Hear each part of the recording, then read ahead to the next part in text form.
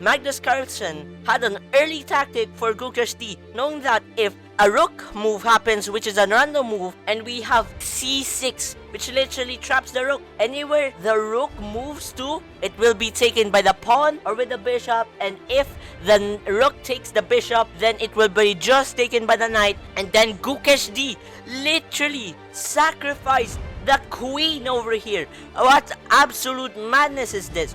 At the end of the game, we got to this position where Gukesh D blundered. He blundered because of the fork of queen to e1, and that is a fork.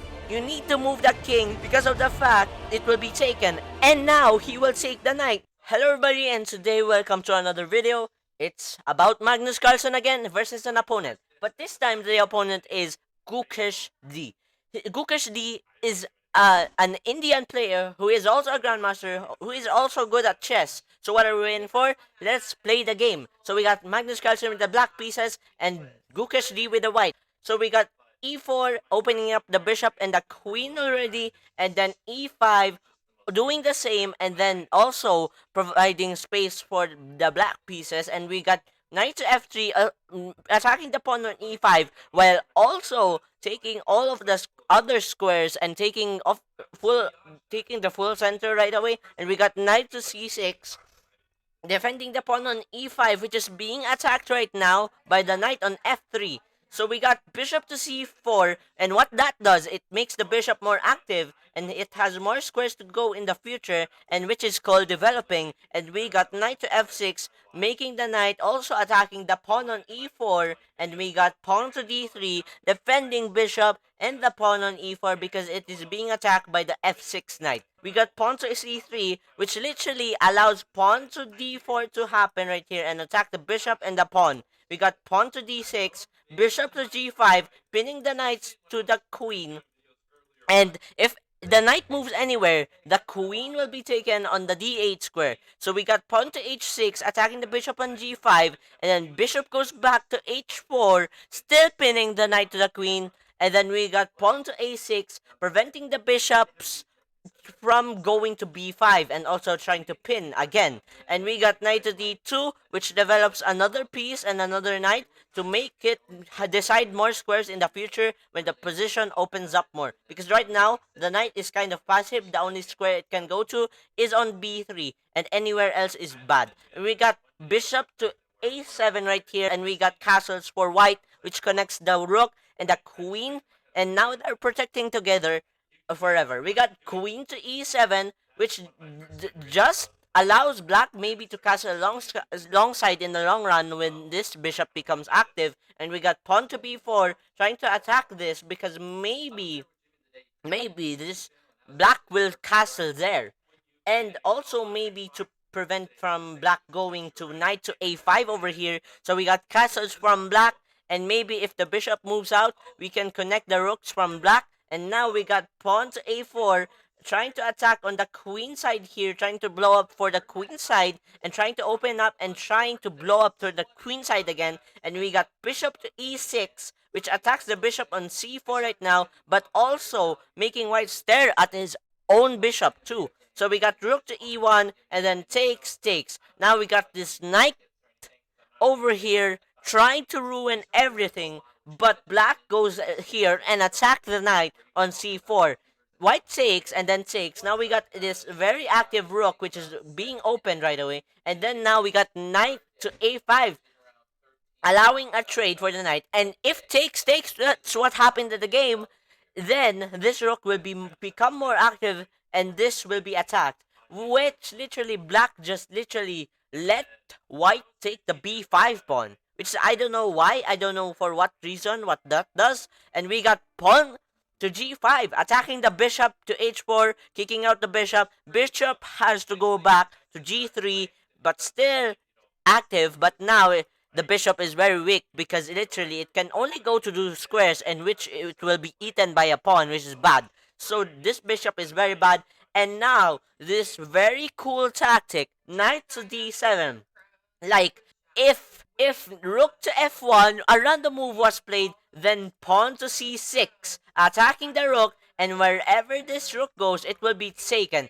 If the rook goes to c5, it will be taken by the pawn. If the rook goes to d5, it will be taken by the pawn. And then if the rook goes to a5, then it will be taken by the bishop. And if the rook takes the bishop, then the rook will be just taken anyway. And don't forget that rooks are much more powerful than bishops and knights.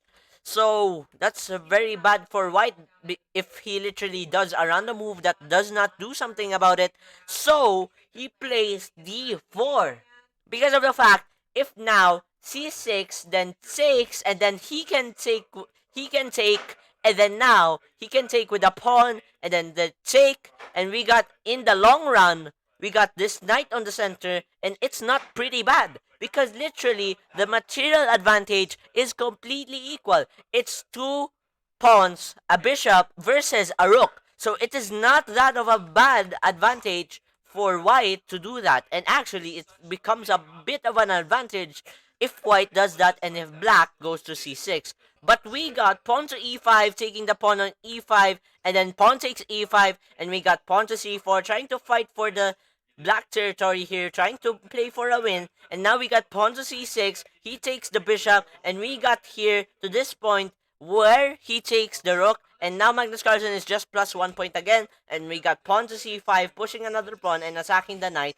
and then knight goes back to d7. Pawn to takes d6, you cannot take because of the queen over here, and the queen maybe has to move, which it did, and still attacking the pawn, trying to pressure the pawn on d6, and we got queen to c2, and what that does, it just makes the queen more active on this square and also pressures the pawn on c6.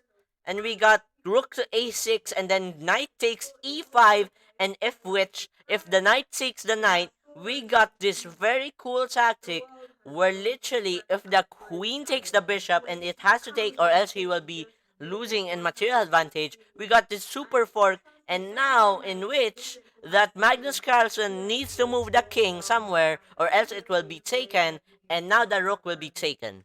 So, knowing that, he did not do that. Instead, he literally did not take the horse and goes for rook to a2. Now, here's a sacrifice. We got the queen sacrifice on a2. And the queen takes, and we got knight to d7. So the queen sacrifice is for the rook and the knight of black's pieces. So that what will win? The black pieces that takes one queen, or the white pieces that takes one rook and one knight. But if you look at it here, these pawns are going to queen, like literally. From this position right over here, taking with a queen has allowed white to literally open up the whole file on the E and D file to make a queen for white.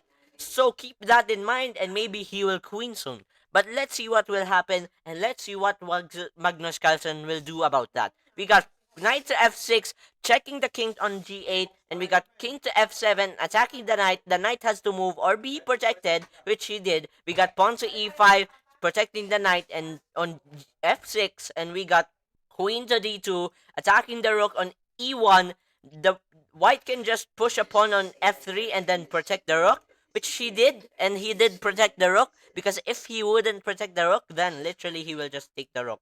So we got queen takes b4, and then pawn to h3, and then rook to h8, and then these couple of moves, we got to this position where this pawn goes to d7, and now is one square away from queening, and we got rook to c1, and then pawn to c5, and then knight to e4, and maybe preparing to go knight to d6.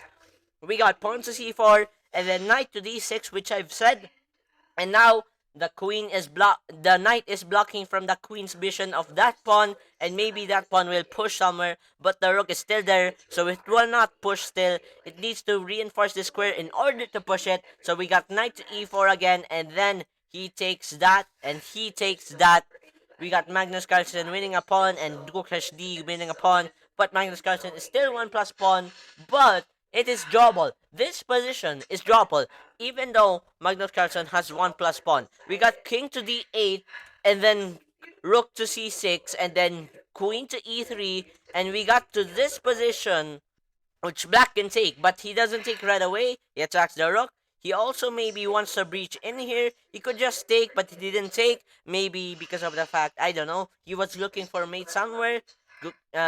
Magnus Carlsen. And we got bishop to d6, which literally is defended. You cannot take that. And then he takes the pawn. And then we got king to g3. And then pawn to h5. And then knight to g5. And then we got to this position.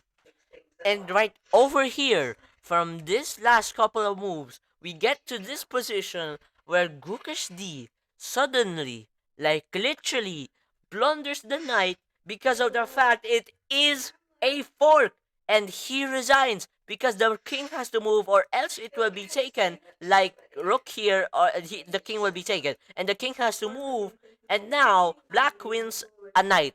And Magnus Carlsen is winning here because of the fact he's upped a knight and one pawn. I think that's the last and first game I will be saying right now. And yeah, see you guys in the next video. I hope you guys enjoyed. Please subscribe and like if you enjoyed the video.